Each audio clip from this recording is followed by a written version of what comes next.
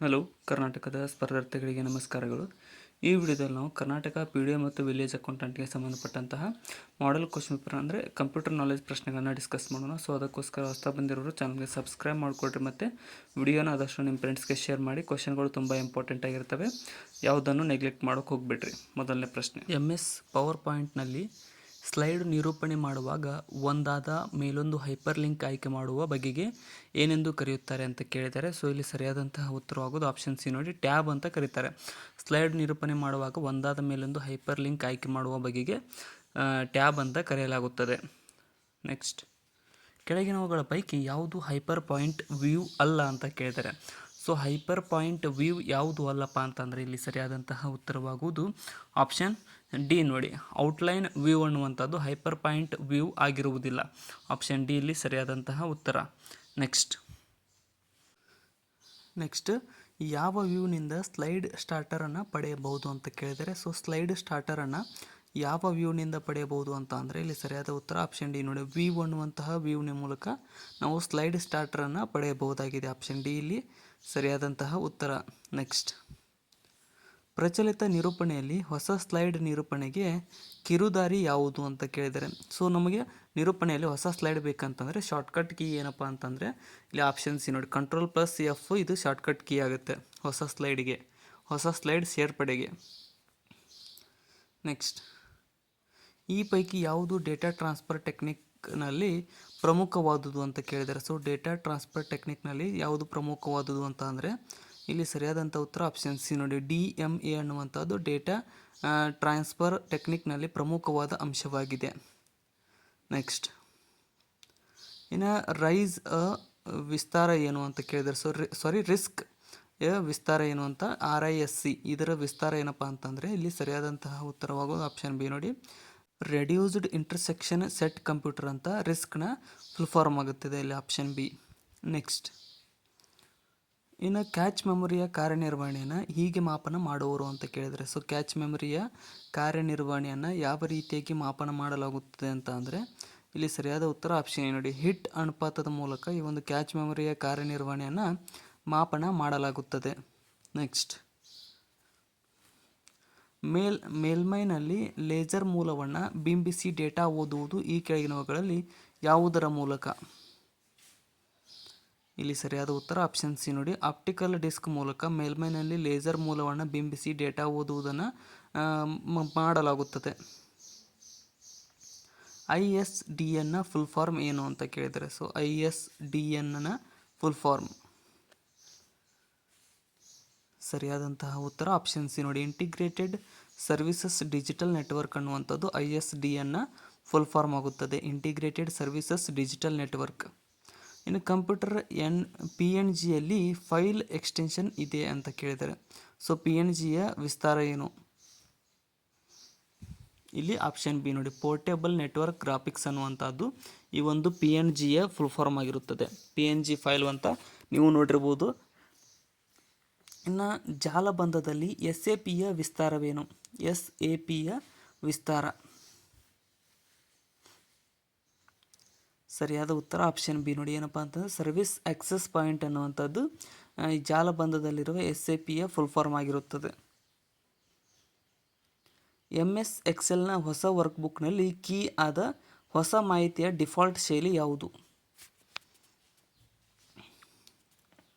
ಸರಿಯಾದ ಉತ್ತರ option B ನೋಡಿ, ಏನಪ್ಪ ಅಂತ ನಾರ್ಮಲ್ ಅನ್ನುವಂಥದ್ದು MS ಎಕ್ಸೆಲ್ನ ಹೊಸ ವರ್ಕ್ಬುಕ್ನಲ್ಲಿ ಕೀ ಆದ ಹೊಸ ಮಾಹಿತಿಯ ಡಿಫಾಲ್ಟ್ ಶೈಲಿಯಾಗಿರುತ್ತದೆ. ಆಯ್ಕೆಯಾದ ಸೆಲ್ಗಳಿಂದ ಚಾರ್ಟ್ ಉಂಟು ಮಾಡಲು ಯಾವ ಕೀಬೋರ್ಡ್ ಕಿರುದಾರಿ ಬಳಕೆ ಮಾಡಬೇಕು ಅಂತ ಕೇಳಿದರೆ. ಆಯ್ಕೆಯಾದ ಸೆಲ್ಗಳಿಂದ ಚಾರ್ಟ್ ಉಂಟು ಮಾಡಲು ನಾವು ಆಪ್ಷನ್ ಎ F11 ಕೀ ಅಂದರೆ ಫಂಕ್ಷನ್ ಕೀಯನ್ನು ಬಳಸಬೇಕಾಗುತ್ತದೆ. ನೆಕ್ಸ್ಟ್, ಒಂದು ಸೆಲ್ನ ಪುಟದ ಬಗ್ಗೆ ಸೆಲ್ ರೆಫರೆನ್ಸ್ C1 ಸೆಲ್ನಲ್ಲಿ ಹೇಳಲ್ಪಟ್ಟಿದೆ ಮತ್ತು H ಕಾಲಮ್ ಮೇಲಿನವರೆಗೂ ಹೋಗಿ ಮತ್ತು ಕೆಳಗಿನ ರೋ 10ರವರೆಗೂ ಹೋಗುವುದಕ್ಕೆ ಏನೆಂದು ಕರೆಯುತ್ತಾರೆ ಅಂತ ಅಂದರೆ ಇಲ್ಲಿ ಸರಿಯಾದಂತಹ ಉತ್ತರ ಆಪ್ಷನ್ ಬಿ ನೋಡಿ, C1 H10ವರೆಗೆ ನಾವು ಸೆಲೆಕ್ಟ್ ಮಾಡಬೇಕಾಗುತ್ತೆ ರೆಫರೆನ್ಸ್ ಸೆಲ್ ಬೇಕಂತ ಅಂದರೆ. ನೆಕ್ಸ್ಟ್, ಈ ಕೆಳಗಿನ ಫಂಕ್ಷನ್ಗಳ ಪೈಕಿ ಯಾವುದನ್ನು ಹೊರತುಪಡಿಸಿ ಲಾಜಿಕಲ್ ಫಂಕ್ಷನ್ ಫಾರ್ಮುಲಾದಲ್ಲಿ ಫಲಿತಾಂಶವಾಗಿ ಟ್ರೂ ಆರ್ ಫಾಲ್ಸ್ ತೋರುವುದು ಯಾವುದು ಅಂತ ಕೇಳಿದರೆ, ಸೊ ಇಲ್ಲಿ ಸರಿಯಾದಂತಹ ಉತ್ತರವಾಗುವುದು ಆಪ್ಷನ್ ಸಿ ನೋಡಿ. ಏನಪ್ಪ ಅಂತಂದರೆ ಇಫ್ ಮೂಲಕ ಟ್ರೂ ಆರ್ ಫಾಲ್ಸನ್ನು ತೋರಲಾಗುತ್ತದೆ, ಇಫ್ ಅನ್ನುವಂಥ ಫಂಕ್ಷನ್ ಮೂಲಕ. ನೆಕ್ಸ್ಟ್,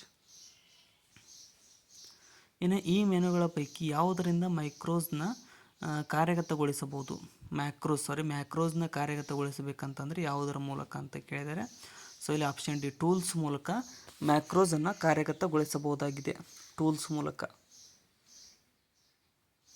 ನೆಕ್ಸ್ಟ್, ಯಾವ ಫಂಕ್ಷನ್ ರೋ ಡೇಟಾವನ್ನು ಕಾಲಮ್ನಲ್ಲಿ, ಕಾಲಮ್ ಡೇಟಾವನ್ನು ರೋನಲ್ಲಿ ಪ್ರದರ್ಶಿಸುತ್ತದೆ? ಇಲ್ಲಿ ಆಪ್ಷನ್ ಎ ಟ್ರಾನ್ಸ್ಪೋಸ್ ಫಂಕ್ಷನ್ ಈ ಒಂದು ರೋ ಡೇಟಾವನ್ನು ಕಾಲಮ್ನಲ್ಲಿ ಮತ್ತು ಕಾಲಮ್ ಡೇಟಾವನ್ನು ರೋದಲ್ಲಿ ತೋರಿಸುವ ಸಾಮರ್ಥ್ಯವನ್ನು ಹೊಂದಿದೆ. ಕಂಡೀಷನಲ್ ಫಾರ್ಮ್ಯಾಟಿಂಗ್ ಅನ್ವಯಿಸಿ ಡ್ಯಾಶ್ಗೆ ಪ್ರತಿಯಾಗಿ ನಿರ್ಬಂಧವನ್ನು ಪರಿಶೀಲಿಸಬಹುದು, ಸರಿಯಾದ ಪದವನ್ನು ಆಯ್ಕೆ ಮಾಡಿ. ಇಲ್ಲಿ ಆಪ್ಷನ್ ಸಿ ನೋಡಿ, ಸೆಲ್ ವ್ಯೂ ಮತ್ತು ಫಾರ್ಮುಲಾ ವ್ಯೂ ಎರಡೂದರ ಮೂಲಕ ನಾವು ಕಂಡೀಷನಲ್ ಫಾರ್ಮ್ಯಾಟಿಂಗ್ ಅನ್ವಯಿಸಿ ನಿರ್ಬಂಧವನ್ನು ಪರಿಶೀಲಿಸಬಹುದಾಗಿದೆ. ವಿ ಲುಕ್ಅಪ್ ಫಂಕ್ಷನ್ನ ಉಪಯೋಗವೇನು? ವಿ ಲುಕ್ಅಪ್ ಅನ್ನುವಂಥ ಫಂಕ್ಷನ್ನ ಯೂಸಸ್. ಸರಿಯಾದಂತಹ ಉತ್ತರ ಆಪ್ಷನ್ ಎ ನೋಡಿ, ಸಂಬಂಧಿಸಿದ ದಾಖಲೆಯನ್ನು ಹುಡುಕುವುದಕ್ಕೆ ವಿ ಲುಕ್ಅಪ್ ಫಂಕ್ಷನ್ನ ಯೂಸ್ ಮಾಡಲಾಗುತ್ತದೆ. ನೆಕ್ಸ್ಟ್, ಫಂಕ್ಷನ್ ಒಳಗಿನ ಮತ್ತೊಂದು ಫಂಕ್ಷನ್ನ ಹೆಸರು ಏನು ಅಂತ ಕೇಳಿದರೆ, ಫಂಕ್ಷನ್ನ ಒಳಗಿನ ಮತ್ತೊಂದು ಫಂಕ್ಷನ್ನ ಹೆಸರು. ಅಲ್ಲಿ ಆಪ್ಷನ್ ಡಿ ನೋಡಿ, ನೆಸ್ಟೆಡ್ ಫಂಕ್ಷನ್ ಅಂತ ಕರೆಯಲಾಗುತ್ತದೆ. ಫಂಕ್ಷನ್ ಒಳಗೆ ಇನ್ನೊಂದು ಫಂಕ್ಷನ್ ಇರೋದಕ್ಕೆ ನೆಸ್ಟೆಡ್ ಫಂಕ್ಷನ್ ಎಂದು ಕರೆಯಲಾಗುತ್ತದೆ. ವರ್ಕ್ಶೀಟ್ ಸೆಲ್ನಲ್ಲಿ ಕರೆಂಟ್ ಟೈಮ್ ನಮೂದಿಸಲು ಯಾವ ಫಂಕ್ಷನನ್ನು ಬಳಕೆ ಮಾಡುವಿರಿ? ಇಲ್ಲಿ ಸರಿಯಾದ ಉತ್ತರ ಆಪ್ಷನ್ ಸಿ ನೋಡಿ, ನೌ ಅನ್ನುವಂತಹ ಒಂದು ಕರೆಂಟ್ ಫೈಲನ್ನು ಫಂಕ್ಷನ್ ಕೀಯನ್ನು ಬಳಕೆ ಮಾಡಲಾಗುತ್ತದೆ ಕರೆಂಟ್ ಟೈಮ್ ಬೇಕಂತಂದರೆ. ವರ್ಕ್ಬುಕ್ನೊಂದಿಗೆ ರಕ್ಷಿತವಾದ ಮೌಲ್ಯಗಳ ನಿರ್ದಿಷ್ಟ ಗಣಕ್ಕೆ ಸಂಬಂಧಿಸಿದ ಪದ ಯಾವುದು? ಇದು ಆಪ್ಷನ್ ಡಿ ನೋಡಿ, ಸಿನಾರಿಯೋ ಅಂತ ಕರೆಯಲಾಗುತ್ತದೆ. ವರ್ಕ್ಬುಕ್ನೊಂದಿಗೆ ರಕ್ಷಿತವಾದ ಮೌಲ್ಯಗಳ ನಿರ್ದಿಷ್ಟ ಗಣಕ್ಕೆ ಸಂಬಂಧಿಸಿದ ಪದ ಸಿನಾರಿಯೋ. MS ವರ್ಡ್ನ ಕಾಲಮ್ನ ಅಗಲವನ್ನು ತಂತಾನೆ ಹೊಂದಿಸಲು ಈ ಪೈಕಿ ಮಾಡಬೇಕಾದದ್ದೇನು? ಇಲ್ಲಿ ಆಪ್ಷನ್ ಬಿ ನೋಡಿ, ಕಾಲಮ್ನ ಬಲ ಅಂಚನ್ನು ಡಬಲ್ ಕ್ಲಿಕ್ ಮಾಡುವುದರ ಮೂಲಕ ನಾವು MS ವರ್ಡ್ನ ಕಾಲಮ್ ಅಗಲವನ್ನು ತಂತಾನೆ ಹೊಂದಿಸಲಾಗುತ್ತದೆ. ಈ ಯಾವ ಹಿನ್ನೆಲೆಯಲ್ಲಿ ಬಣ್ಣವು ಗೋಚರವಾಗದು? ಯಾವ ಬ್ಯಾಕ್ಗ್ರೌಂಡ್ನಲ್ಲಿ ಬಣ್ಣ ಕಾಣಿಸಂಗಿಲ್ಲ ಅಂತ ಕೇಳಿದರೆ, ಇಲ್ಲಿ ಆಪ್ಷನ್ ಸಿ ನೋಡಿ, ಪ್ರಿಂಟ್ ವ್ಯೂನಲ್ಲಿ ಬಣ್ಣವು ಗೋಚರವಾಗುವುದಿಲ್ಲ. ಸೊ ಬ್ಲ್ಯಾಕ್ ಆ್ಯಂಡ್ ವೈಟ್ ಬರುತ್ತೆ. ಇವಾಗ ನಿಮ್ಮ ಬೋರ್ಡ್ ಮೇಲೆ ಏನು ಕಾಣ್ತಾ ಇದೆಯಲ್ಲ ಆ ರೀತಿಯಾಗಿ. ಏರಿಕೆ ಆಪರೇಟರ್ ಸ್ಲೀಪ್ ಪ್ಲಸ್ ಪ್ಲಸ್ ಎಷ್ಟು ಅಪರ್ಯಾಂಡ್ಗಳ ಮೇಲೆ ಕಾರ್ಯವನ್ನು ನಿರ್ವಹಿಸುತ್ತದೆ? ಇಲ್ಲಿ ಆಪ್ಷನ್ ಎ ಒಂದು ಅಪರ್ಯಾಂಡ್ ಮೇಲೆ ಈ ಒಂದು ಪ್ಲಸ್ ಪ್ಲಸ್ ಎಂಬುದು ಕಾರ್ಯವನ್ನು ನಿರ್ವಹಿಸುತ್ತದೆ. ನೆಕ್ಸ್ಟ್, ಗಣಕಯಂತ್ರ ಪ್ರೋಗ್ರಾಂ ಸಾಮಾನ್ಯವಾಗಿ ಇದರೊಡನೆ ಸಂಬಂಧಿಸಿವೆ.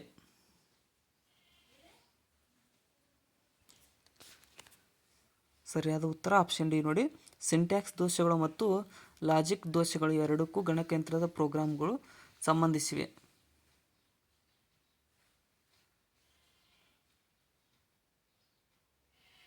ನೆಕ್ಸ್ಟ್, ISO OSI ನೆಟ್ವರ್ಕ್ ಮಾದರಿಯಲ್ಲಿ ಎಷ್ಟು ಪದಗಳಿರುತ್ತವೆ?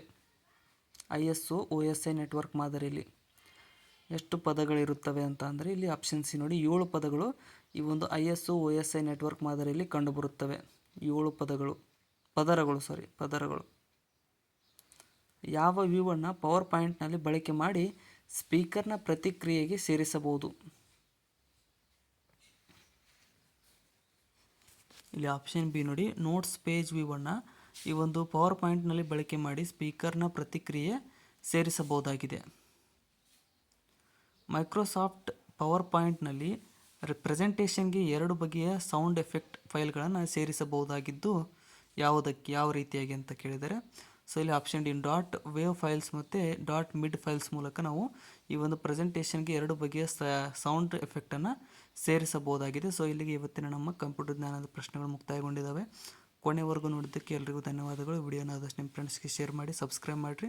ಡಿಸ್ಕ್ರಿಪ್ಷನ್ ಒಳಗೆ ನಮ್ಮ channel Instagram, Telegram, WhatsApp Threads link ಹೇಳಿದಾವೆ. ಅವುಗಳನ್ನು ಕೂಡ ಫಾಲೋ ಮಾಡಿಕೊಡ್ರಿ. Thank you so much.